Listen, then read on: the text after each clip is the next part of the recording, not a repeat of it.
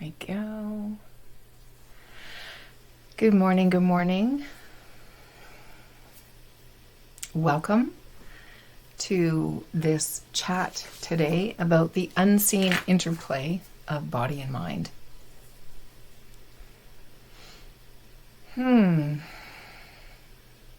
Let me know where you're coming in from or if you've been there. Hi, Raquel. Nice to see you.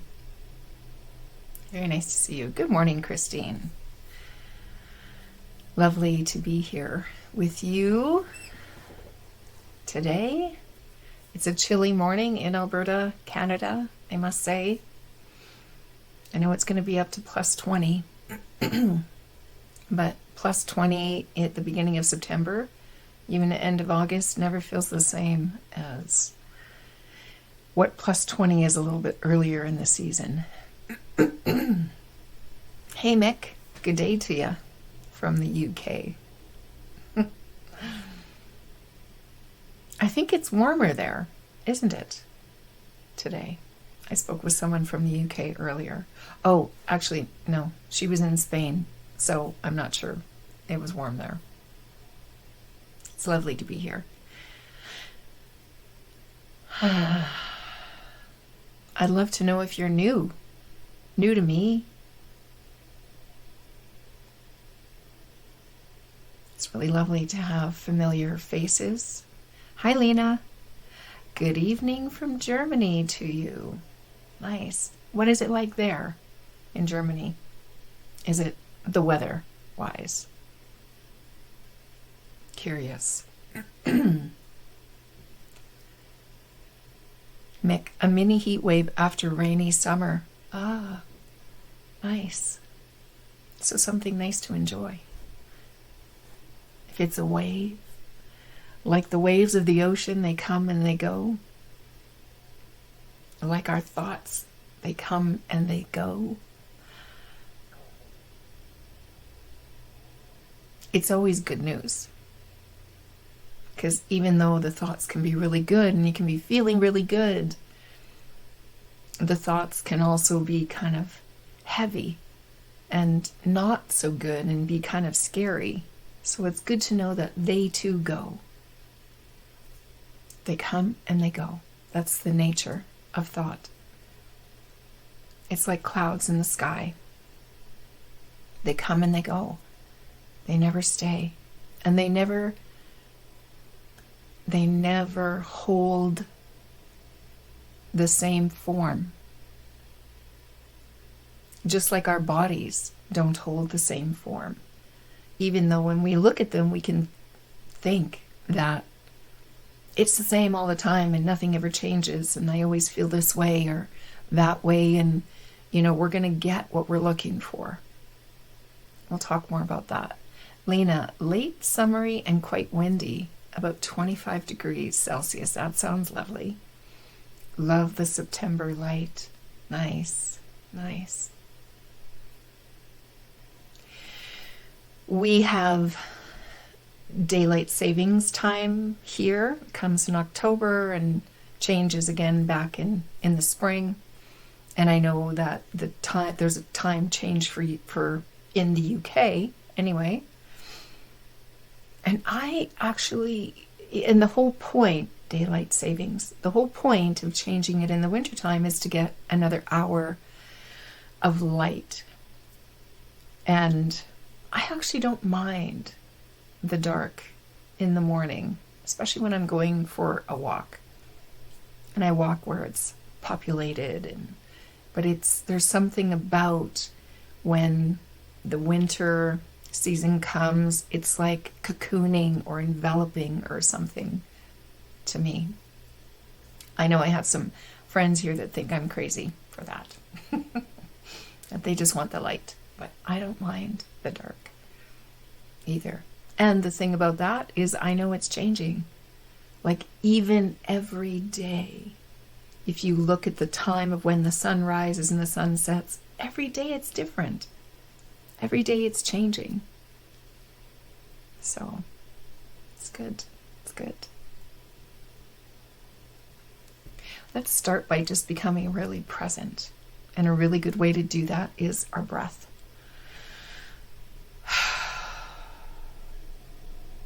So let's just breathe together. And let's notice how even this first breath that we're aware of is how it is now. Just notice it.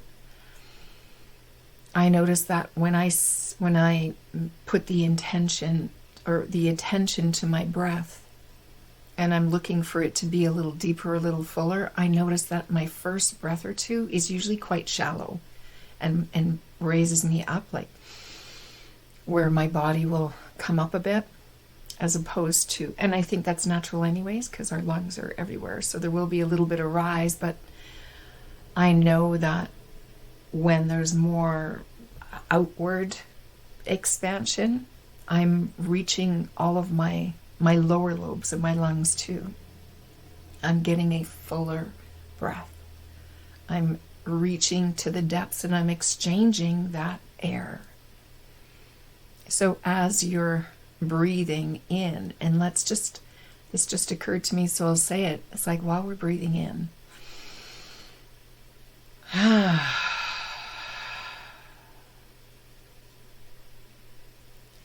I also notice as I invite my breath to like exit, as I like invite more of it to exit out. To me, it's like I'm exchanging that stale oxygen that's been sitting at the bottom of my lungs. I don't know if it works like that physically, but this is just in my imagination. I imagine that I'm opening up the windows, I'm clearing out the cobwebs. I'm exchanging all of the oxygen, because when we let more out, the vacuum, I kind of see it like our mouth, our lungs are kind of like a vacuum, like you can either blow it out and the more you blow out, the more that just wants to come rushing back in. And I imagine it getting into those crevices and corners, those lower lobes, and just freshening it up. And we can think about that with our thinking as well. Because when we're always thinking about what we've always been thinking about, and we just keep churning it around, it's like all the stale oxygen sitting at the lower lobes of our lungs, never getting exchanged, never getting the light shone on them.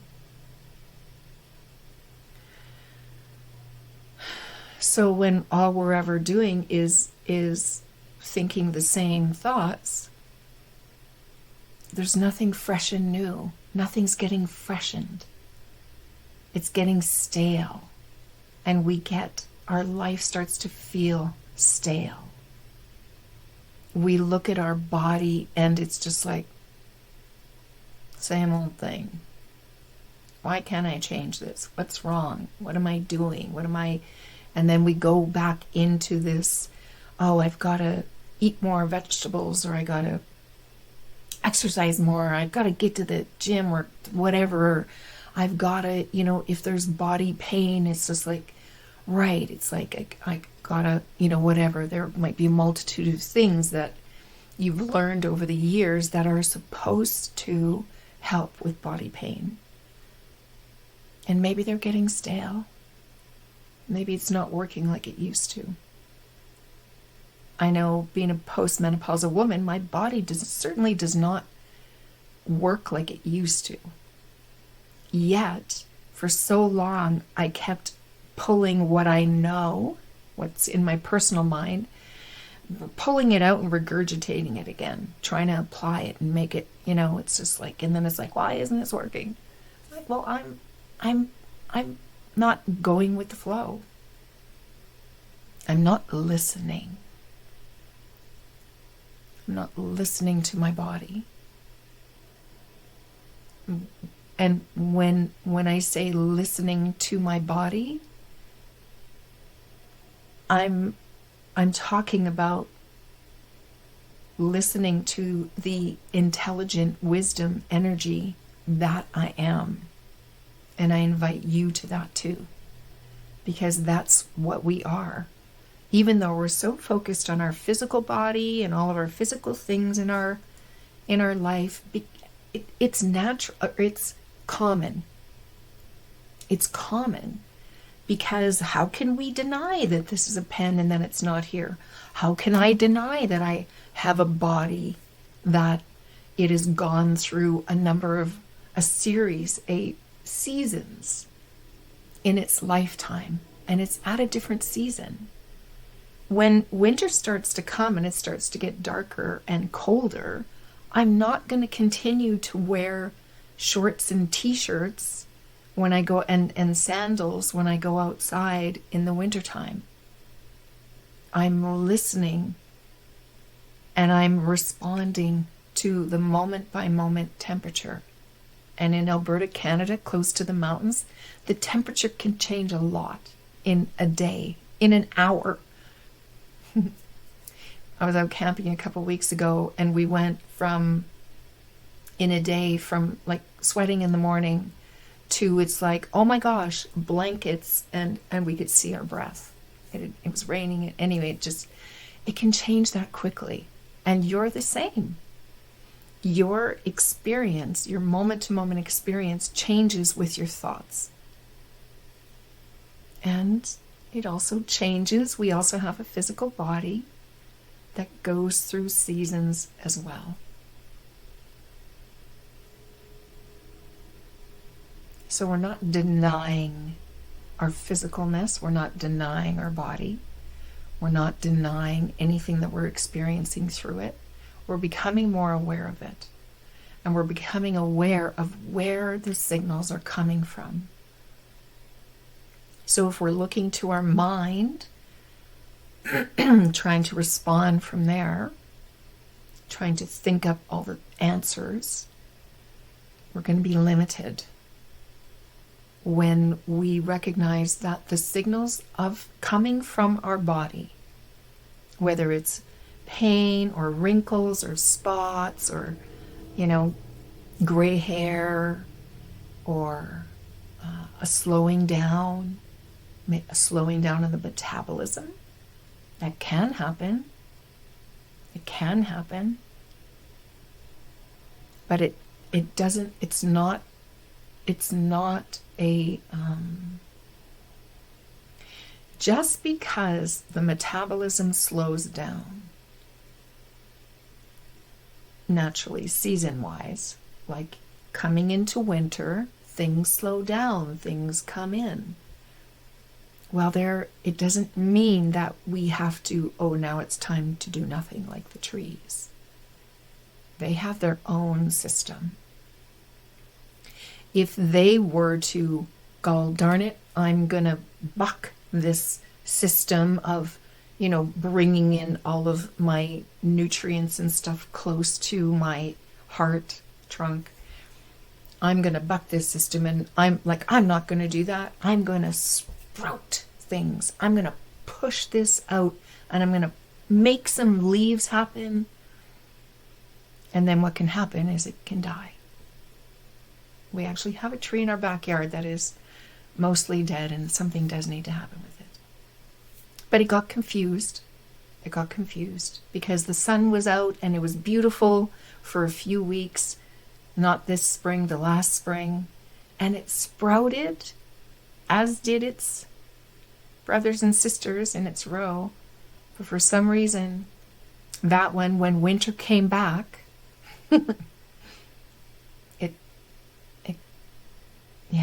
it caused a lot of damage somehow. Yet, guess what? It's still coming up. It's like, okay, fine. That's not working for me anymore. Just like part of my thyroid apparently has died off and will never grow back. I don't know. I'm not actually ready to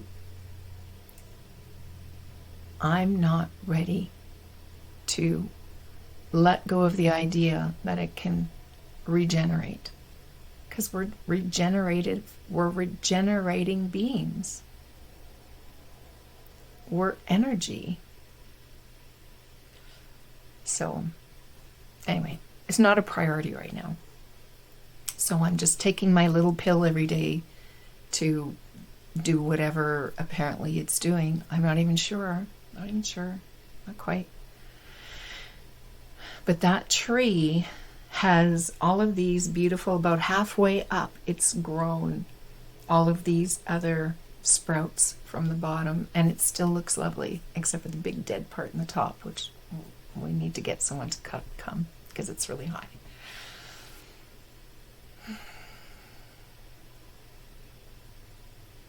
So we can be told, maybe, that there's science that happens, right? I kind of like science. I like to understand gravity. I like to know the facts of things, because then it's like something I can then I kind of, everything else is story, is thought, is something that I know I'm making up. So, okay, sure, it's a fact that your metabolism may slow down at a certain time in your life. But when you understand the nature of metabolism, you know that you can affect the speed of your metabolism throughout your life, actually. So it's like, okay, that happens, and I know I can still keep it up if that's important. I don't really think about those things as much. I like to know, I like to challenge the beliefs. This is like breathing in fully to the depths of our lobes of our lungs to refresh the air. Because if we're always hanging out with the thoughts that we know, with the air that's already in there, we're missing out. We're missing out on possibilities, because the infinite wisdom that lives at, it's infinite possibilities. So if we're only going to stay and live in our own personal mind and not open up to leave space for the universal mind to come forth with some cool new ideas or thoughts that are going to take us on a wonderful journey away from what we don't want towards what we actually do want to experience, well, I'm up for that. And the only way that happens is if we open up our minds and get curious. Yeah. So this, this talk it's really about, hi, Sandy. Good morning from Nelson, BC. Lucky person you. Lucky person you. Science is proving what the mystics have known for millennia. Yeah. And us humans can really get caught in wanting things to be proven. I'm kind of that way, and more and more I'm trusting what I can't see. We like things that we can see. It makes us feel safe. It makes us feel secure. It makes us feel like we're in control. And when there's things that we can't see, like the infinite wisdom that runs through us, that is animating our body, that is having our body give us signals about what to say, what to do, what to think. No, not necessarily what to, actually it's thinking through us too, but it'll let you know what you're thinking. Because if things are feeling not very good, you know that you're having a thought that isn't very good. Because it is reflected through the body. You experience it through the body. So when I say I'm listening to myself, I know that when my body, like this morning, I have less ahems than I did yesterday. Because I was home. I went back home. I grew up on a farm in Saskatchewan. And my 103-year-old uncle passed last weekend. So I went back there for the funeral. We went back. And there were desserts there that I never make. Maybe I've made it a handful of times over there. But there was things there that I don't typically get. And I had a number of them. And other things. And it's not, my body's telling me that it doesn't prefer that. If it did, it wouldn't be trying to get rid of, sorry, I don't want to gross anyone out, but it wouldn't, we get phlegmy, we get we get we get used to it. We don't even know. For so long I drank coffee, and the only thing I really liked about I don't like coffee, but I like the whatever kind of cream I'm going to use, whether it's nut or whatever, and some kind of sweetener, honey, usually. Your wife is from Tisdale, Saskatchewan, Sandy. How wonderful. It is indeed a small world.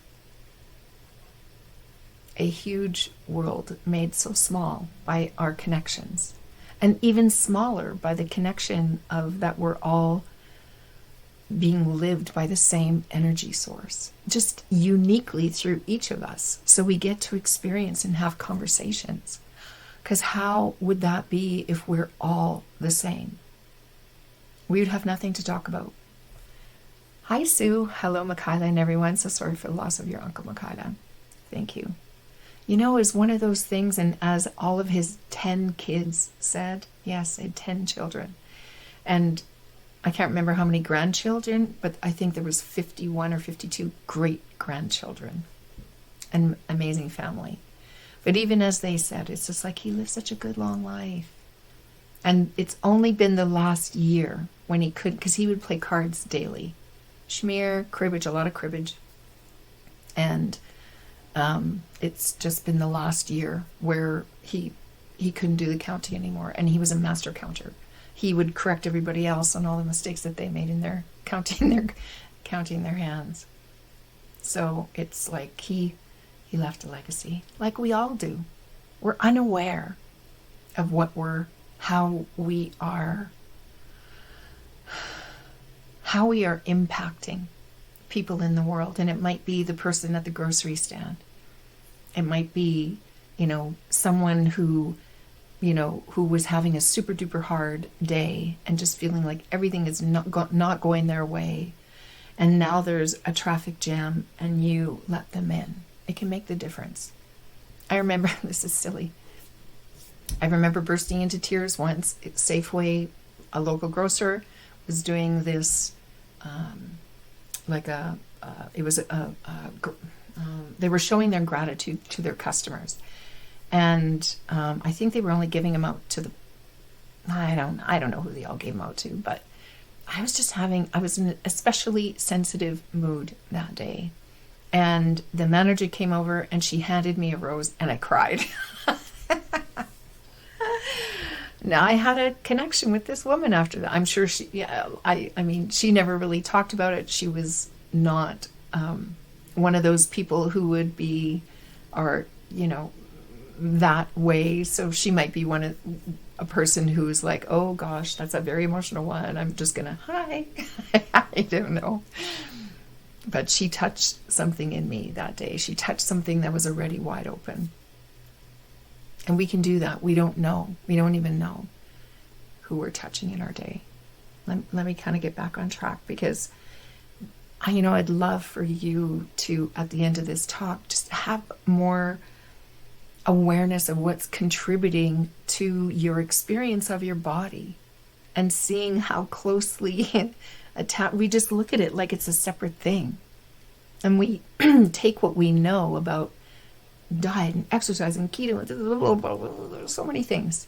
We take all these things and we try and jam it in there. Well, maybe if I took this and applied that, maybe I need to do it a different way. I mean, that's kind of the latest thing, right? I've bought programs recently because it's like, I experiment.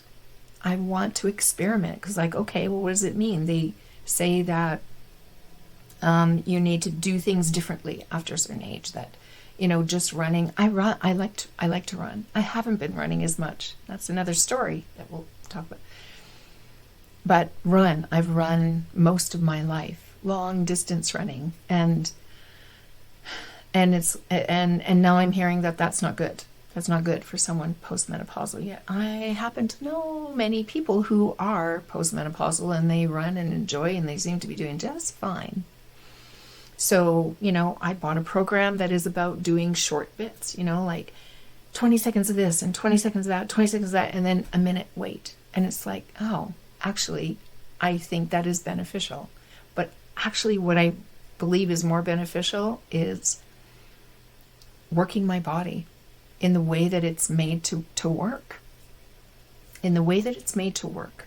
Because when you notice that we have joints and we're able to bend things and twist and twirl and spin and bend and reach up, reach down, reach behind.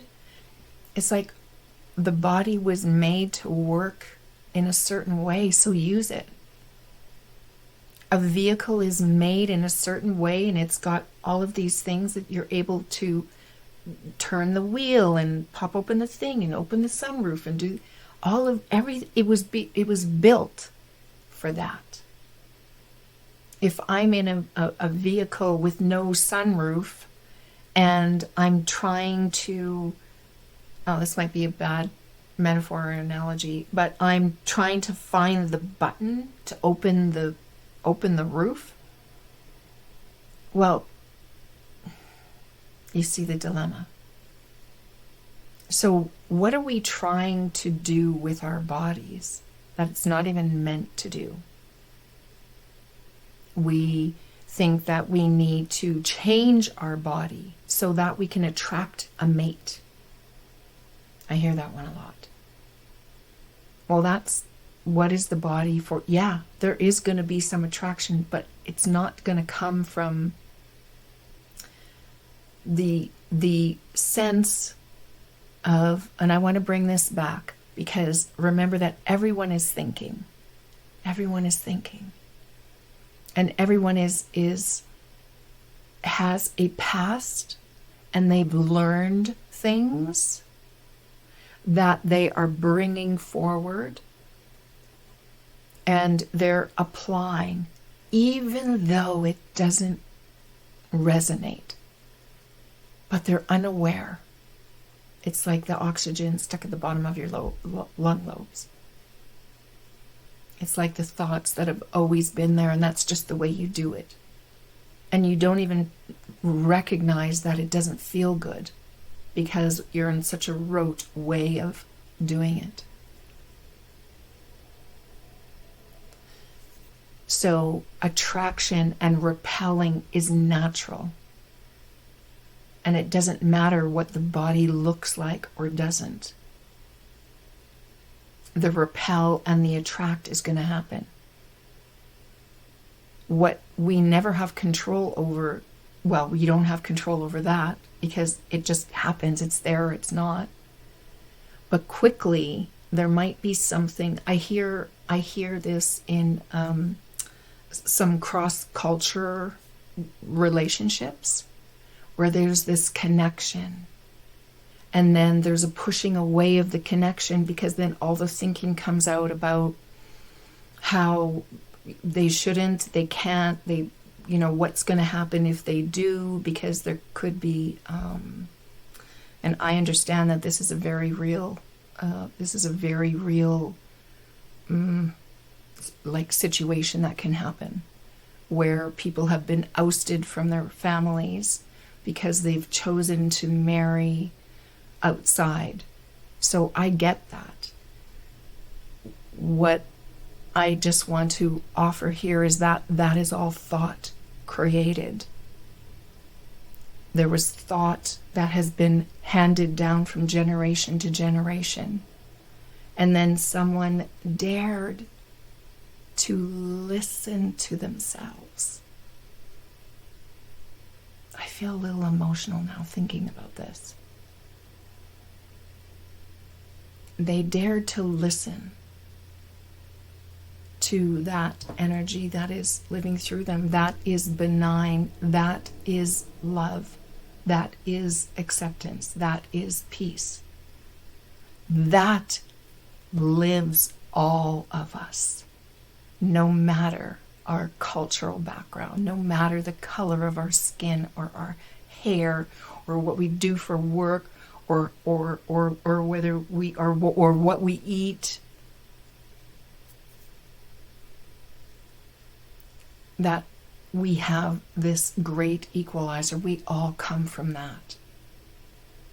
And everything else is thought created. And it is powerful. thought is powerful. Whew, is it? That went in a place I wasn't really expecting it to go. But there are things that when we're looking at the body,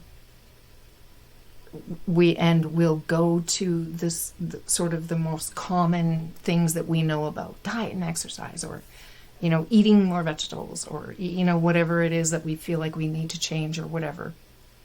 We look at those things, but there's so many other things that are affecting it, that are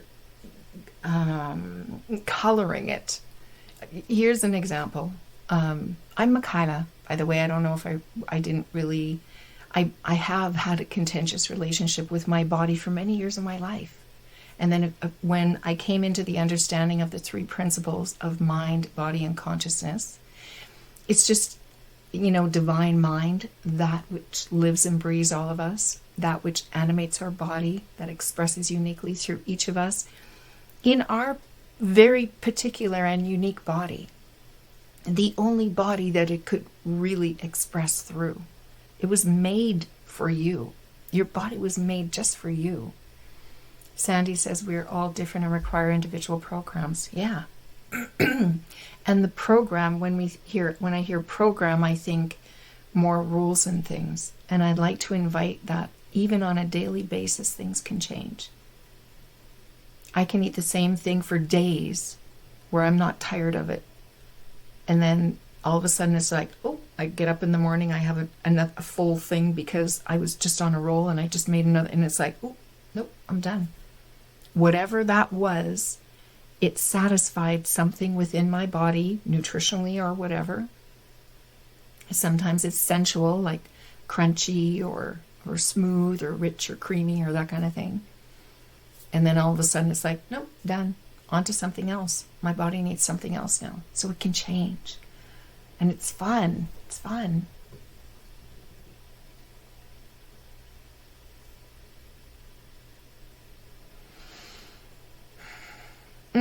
Right, I was talking about mind, consciousness, and thought. So divine mind, that which, and consciousness, that which we are. That's something I kind of get, like, we are thought, we are consciousness, we are divine mind. We are all of that. And our consciousness allows us to be aware, allows us to know that we have a body and to be able to experience the expression of ourselves, our divine wisdom, through our bodies. It's pretty cool. It's pretty cool. We are in our own movie all the time. We create it, we produce it, we write it, we project it, we might, edit it, and then we get to watch it and experience it, and then we might judge it and complete, it's like, oh, it's so crazy. But when our consciousness allows us to be aware that this is happening, and that's what I'm really wanting to do, is just invite you to be aware, get curious, check this out for yourself. Check out your movies. What movie are you going to watch today? Anyway, and thought, creative thought, it's a gift. It's a gift. Thought is a gift. We can we can experience anything we want right here, right now, in this moment. In just this moment, just close your eyes for just a moment and just imagine the most delightful place in the world that you are wanting to. Maybe you're there right now. Maybe it's a beach that you've always wanted to visit. You've read about it. You've seen shows about it. Maybe it's a place. Maybe it's your childhood home. Maybe it's a place by a lake or a river or a stream. Maybe it's in a mall, the most massive mall. Maybe it's riding a roller coaster. But in that, like, just right now, just imagine you being there. Just think about it.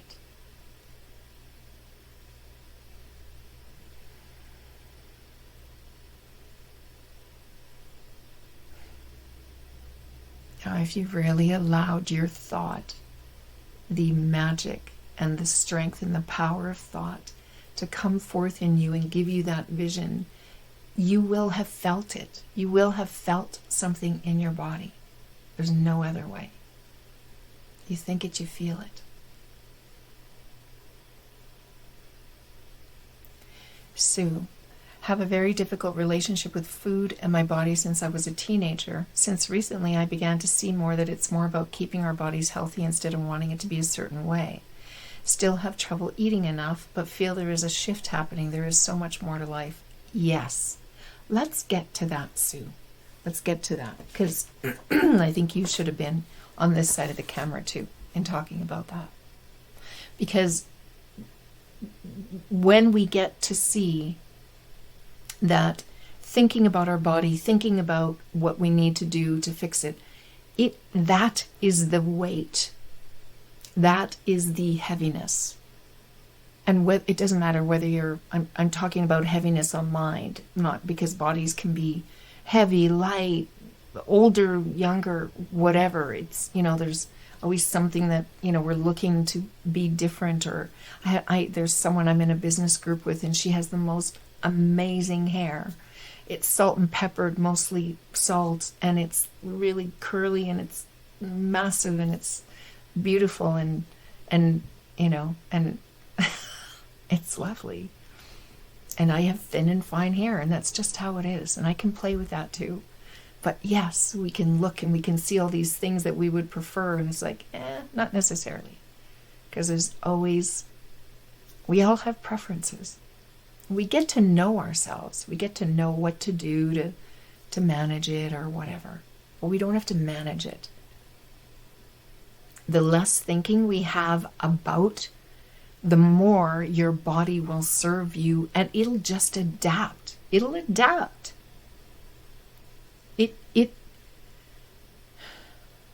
It's always serving the purpose that you give it. So if we put all this focus and attention on it and tell it to get this way or get that way, or here, respond to this food or that food, or okay, let me make you move faster or harder or more often or more frequently, or let me take you to the gym and have you do all these things. The less thinking we actually have about any of that, and the more we listen to that which has created, designed, and is living through our body, the more freedom we will have. And not only that, it's not about the body. You're just going to enjoy life more. Why? Why? Because we keep putting our body in the way of all the things that we'd really like to do. Oh, I can't do that. Well, maybe only if no one can see me. I shouldn't do that. I'm too old. It's too late.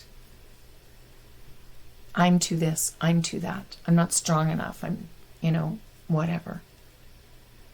We spend a lot of time, money and our own mental energy trying to fix something that's not broken. All it is a product of our own thinking. So here's an example. In this idea that it's not just about what we're eating and what we're doing, how to care for the physical body. There are so many things that the mind, our thinking, our personal mind thinking, and our universal mind thinking can affect our body. So time, if you've been in here from kind of the beginning, I've talked about there's 3 things that I've kind of noticed have been a thing in my life that have felt sticky. Even after learning, really understanding, getting on a deeper level that I am all possibility is being lived through me, and all I need to do is just be open and let it go, let it flow, allow it to experience. In learning that, and that I'm feeling my thinking, that I'm never experiencing what anyone else is saying or doing. I'm never experiencing my body. What I'm really experiencing is my thought about it.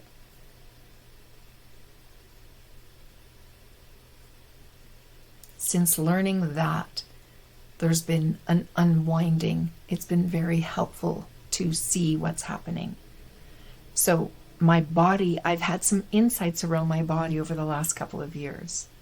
And time and money were the other ones that I'm seeing more and more. Time it keeps coming up for me lately. So I'll probably be in the future talking a little bit more about that too. As I see more. How time is related to my body is I have these rules that if I'm going to go for a walk or a run or a bike ride or yoga or whatever, it happens in the morning before I get on to the day. And if it doesn't happen then it doesn't happen. Oh my gosh. I've said it so many times that it's just like bread without butter in my mouth. Stale and yicky. Hi, Mishi. My body is my favorite place to be, and I care for it and give it a lot of kisses and hugs. Oh my God, I love that so much. I love it so much. Sue says, Mishi, that's beautiful. That is a great mantra. We'll remember that. Yes, let's all do that. It's the vehicle through which our creative energy is expressing through. It is the most delightful place. It deserves hugs and kisses and kindness. Absolutely. It comes from that. The energy that you are is hugs and kisses and kindness. Yeah. When we take our attention, right, so time. This is where this whole talk kind of part of it came in, where I was always since like, oh my gosh, I think it's all about food and, and all of that. And I know it's all thinking, I know that, but I was missing that, wow, my very thought-filled relationship with time, that I never have enough. And actually, when I heard myself say never, and it's just like, that's not true. Whenever you hear yourself say never, always, that kind of thing, it's just like, that's an indication that you're lying. You're lying. Because our thoughts change moment to moment. It's impossible to maintain this same thought the whole time that there's no time, because that I can see that's not true. Because there's times where I feel like there's lots of time. But even when I have time, I have these rules, these thoughts in place that, yeah, but this isn't the time for me to go out for a walk or a run or whatever. This isn't the time for that. It's so silly. When I worked corporate in downtown Calgary, and in downtown Regina, I would go for runs at noon with other fellow runners. So it was like, that was a time to go.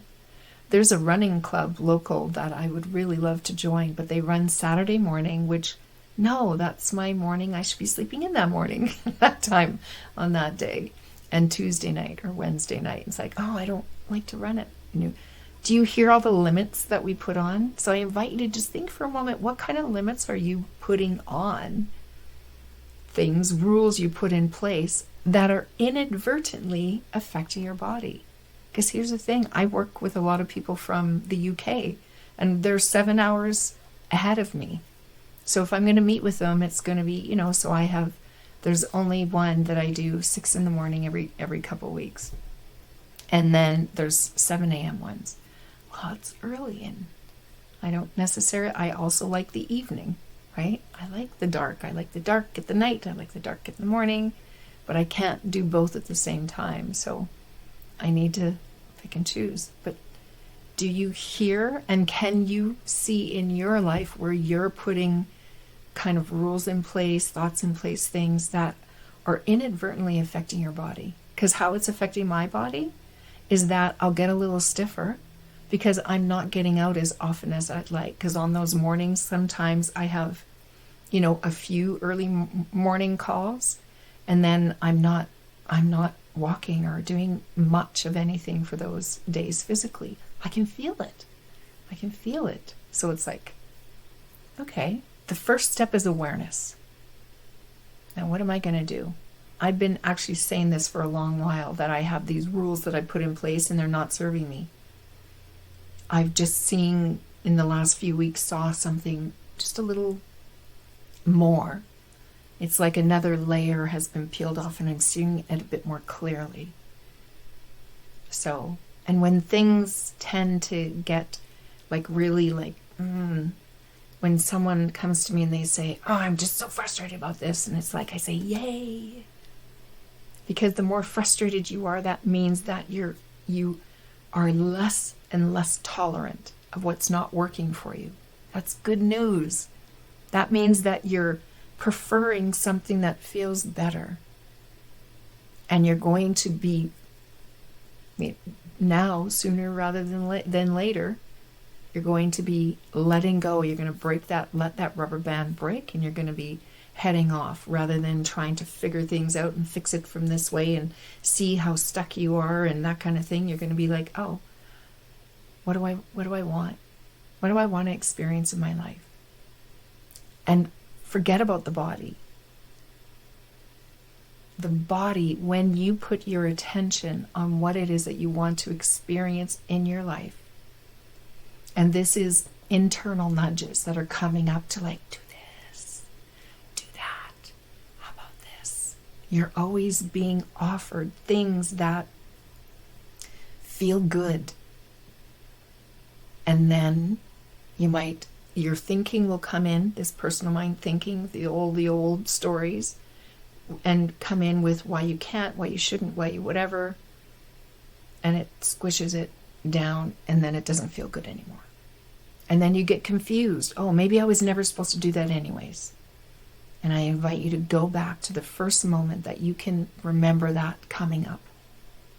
How did that feel? I usually hear it felt good. Then it's like, great, hang on to that. Because everything that's coming in after that is just weighty thought that's squishing it down. And when you allow your attention and you fall to lead you towards step by step, moment by moment, that's the only way life happens. As you allow it to lead you, your body will naturally adjust. Has it ever happened? It's happened to me, I don't know how many times in my life. Has it ever happened for you? Where you things are happening in your life and you're enjoying them and you're carrying on and you're just enjoying it. And then when you pick up your head from all this enjoyment, it's like, oh my gosh, I feel so good. Or, oh wow, these pants fit. Or, oh my God, you look at yourself in your mirror and you don't see the wrinkles. They're still there, but you don't see them. You just see joy. You see happiness. There's not always physical change that has to happen or that happens before you can experience something you love. Just like when we were imagining being in the place that just really has us feeling delightful. Nothing changed. We're still in the same room, sitting or standing or whatever. Yet we were able to experience that. That is the power of thought. And it attracts more and more to you that feels good in that way. That is laws of attraction and vibration. And there's only one rule or principle or law or whatever, and that is of oneness, where we all come from. Pardon me. And the law, when I look at the principles of, divine mind, consciousness, and thought, all of the spiritual laws, including attraction and vibration, are all in there. It's like, it's always speaking to the same things. It's just sometimes we break it all out into finer details so we can talk about it. I find it helpful to do that with the law of vibration, because we are energy, and that's what energy does, vibrates. And the law of attraction, that we resonate. There is things that everything is vibrating. So there's things that we resonate with. So when we're kind of caught in stinky thinking, where it's just like one thought after another, like things never work out, and all you're looking for innocently, all you're looking for is more things to confirm to you that things don't work out for you. And then you get more and more and more of it. Why? Because you're resonating with more stinky experiences that have the same low vibration. You will get more and more and more. And it doesn't need to be like that at all. And I know that kind of sounds simple, and it is very simple. And is it easy? No, not always. Sometimes it is. Usually when we forget to manage it all, to conjure up all the experiences, usually when we forget and we're just going with the flow of our inner wisdom, that's when it's easy. So it can be easy for all of us, all of you. You're a stinky resonator, Mishi. Yeah, I can be too at times. And then I catch it. I share this often. I'm going to share it again because there might be someone new in here who hasn't heard it. My husband is, he understands when I'm talking about mind consciousness and thought, how we experience, like all of what we're talking about here. So what we do when one of us gets into this, like, oh my gosh, did you see what they did? Like, how can they do that? What were they thinking? And then, if it's him, because if it's about driving, it's probably him, I'll say, I'm not joining you in that. And then he might say, oh, come on, join me. And all that really does for us is it reminds the other that you got some thinking going on that's getting low. It's low. It's already low. And I'm not going to join you in the complaining or blaming or whatever, because then we'll both be in this low energy stuff. So this is a trigger to each other. Just saying, I'm not joining you in that. And we say it with love and kindness. And sometimes it's not, it's not met well, because sometimes we can be so into it and it's just like, we want to complain. Ooh. And that's okay too, sometimes. Have you ever said to your friend, I just want to vent. I just need to vent. I know there's nothing you can say, there's nothing to do. I know it's all my thought. I know what, but I just need to you just need to it's like exhaling. Getting all that dirty air out. And when I say, I just need to vent, it's all, or at least to my friend, it's also an invitation like, hey, don't join me. Don't join me. Just listen and acknowledge that, and they don't have to say anything. It's like, oh my gosh, thank you for listening. Thank you for listening. Mishi, sometimes I roar like a dinosaur to feel better. I love that. I love that. We should all be roaring like a dinosaur to feel better. Think of it as this big cleanse. I loved the lion's pose in yoga. I always held back just a little bit. Actually, that's not true. Not always. I did. Often I did. And then sometimes I just let loose. And it was just so satisfying.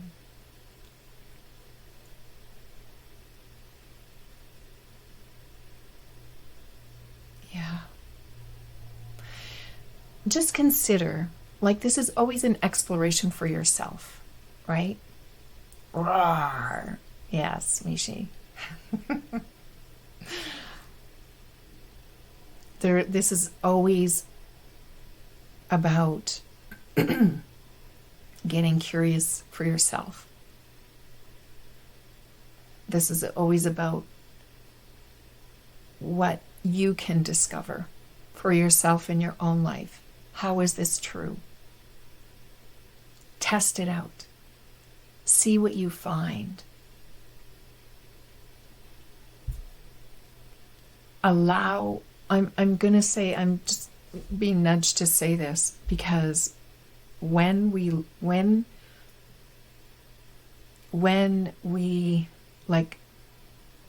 think about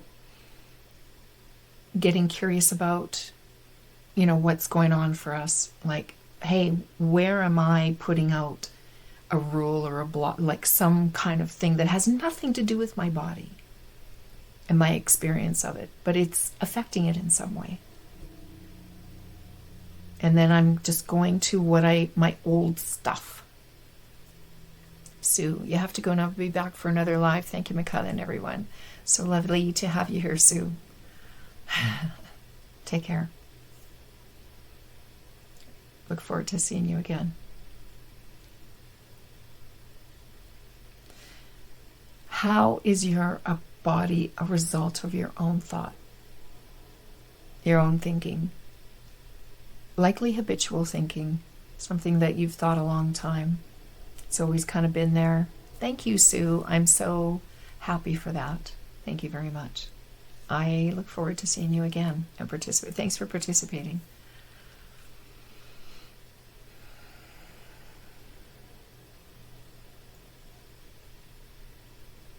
What's available to you?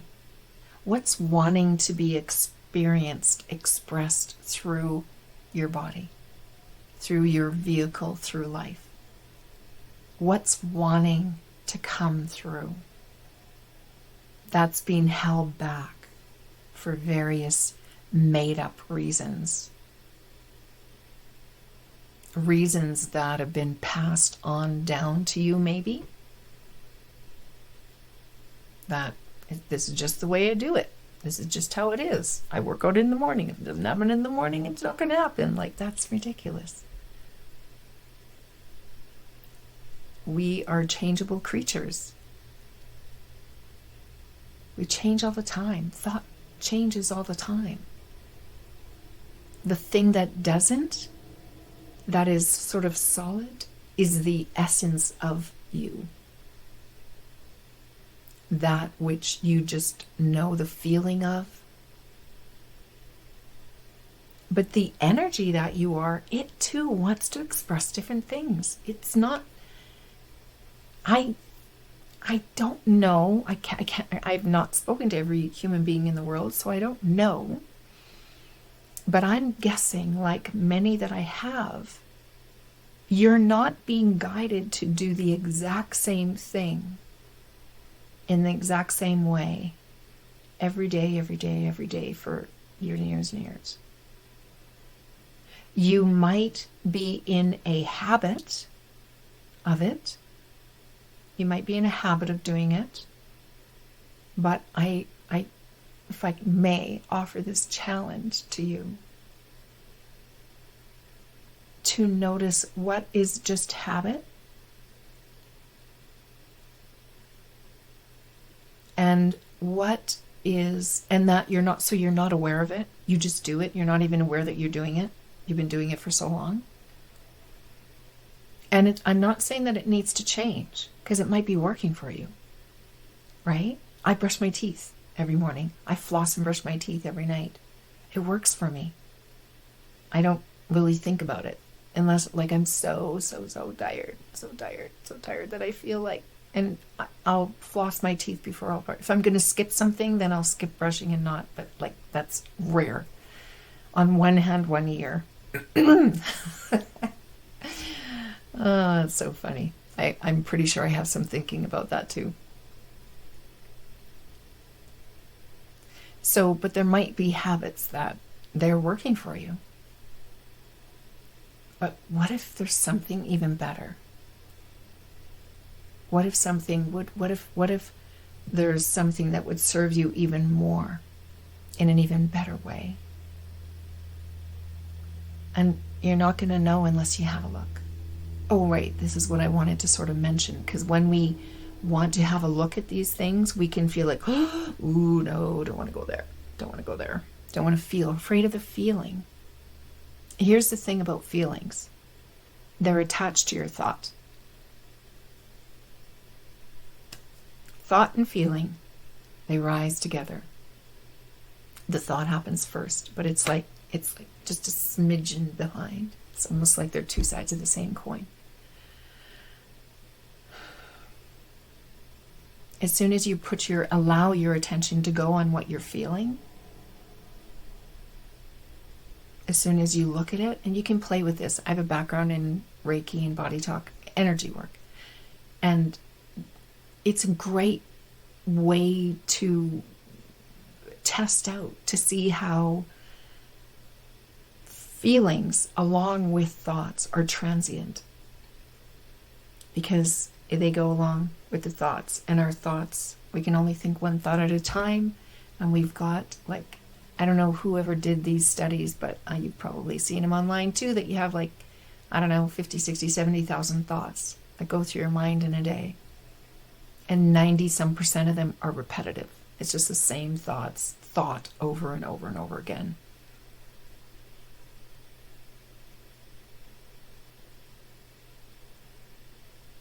When you put your attention to, like, hey, I'm feeling sad, let's say. Where is it? Ask yourself, where is it in my body? Find it. Where is it? It'll be someplace. Because you feel it. You feel it in your body. So where is it? Maybe it's in your chest. Okay, it's in your chest. What color is it? What color is it? As soon as you ask yourself the question looking for a color, you'll see a color. You'll see a color. What shape is it? Is it in a shape? Is it just a big mass? Is it, what's the texture? What does it feel like? Well, guess what? While you're doing this, it's dissipating. It gets harder and harder to find it because it's disappearing. Why?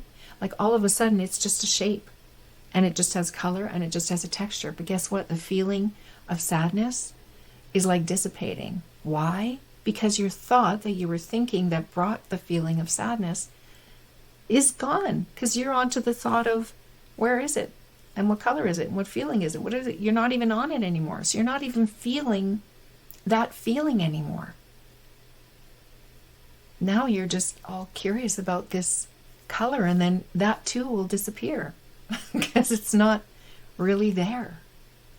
It's all it's all created by thought. It's the Play-Doh of our life.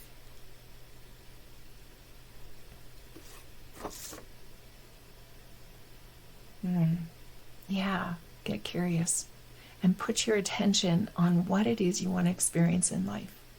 Forget about the body. Just, what do you want to experience? What would you like? Put your attention on that.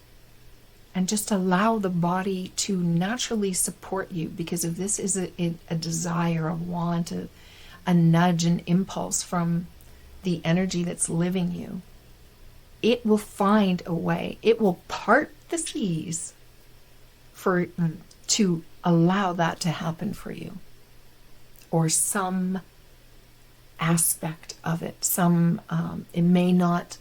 You might think, yeah, I want to do this, and then you'll be focused on that. You might end up that along the way to that, you discover that, oh my gosh, I actually want that. I want that. But if you wouldn't have followed that initial impulse to go for that, you would not have been taken to that intersection in quite that way. I mean, I believe that in, our intelligence, it guides. It's like your GPS, right? So if you miss the turn, it's going to find another way for you to get back to it. Or something better.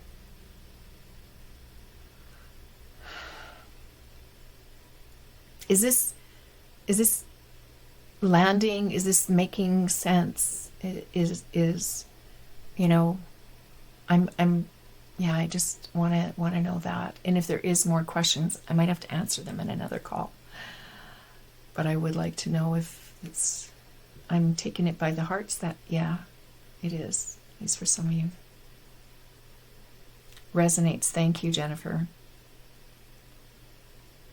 Yeah. We are in a playground. We live in a playground.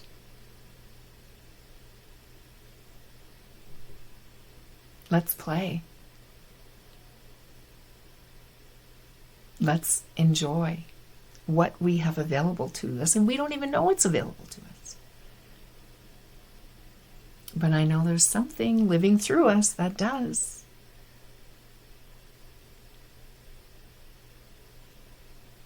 Your body will come along, and it'll change, and it'll adjust, it'll do whatever naturally that it will do to support what's wanting to be expressed through you. It will.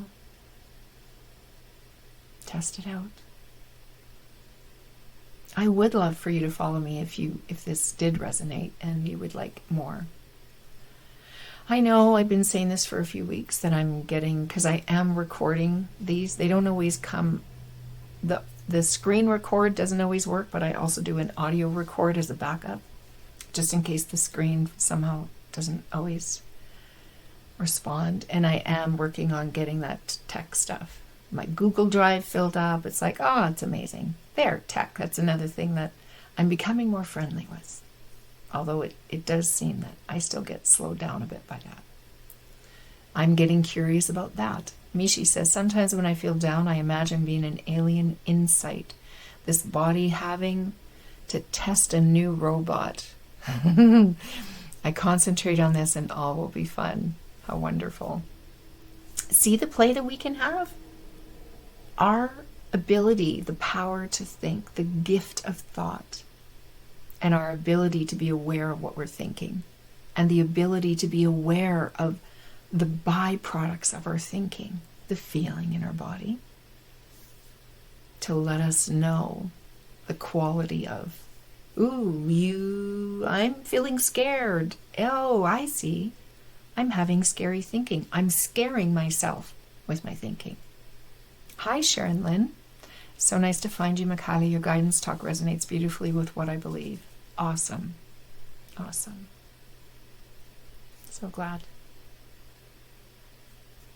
Hope to see you again on Thursday. It was one that, it's when mindfulness feels like mindfulness. Doesn't that happen? And, spoiler alert, I point to the same things every talk. Because that's all there is. It's truth. Truth that I see. That we're energetic beings. It's the great equalizer. We're all equal. We all come to the table with these unique bodies and unique essences of this intelligence that's wanting to be expressed, and we get to play. And you experience only your own thinking about anything. It's never about the other. It's never about the body, which is also outside of who and what you really are. And it's really helpful because we are human. We forget all the time. We forget. I forget every day that I'm experiencing my own thinking. When something's left on the floor and I left my bag, I tripped on my shoes as I was just closing the door to come on here live. It's like, and there's this, and it's like, oh, yeah. There is so much peace and compassion that's available to all of us any moment, any day. So anyways, we will just kind of explore that. How are we trying to be so mindful that we're like, it's actually working against us? That'll be fun. I wish you well. I wish you the greatest rest of your day. Thank you so much for being here. I feel love for you too. Have the best day. Ciao.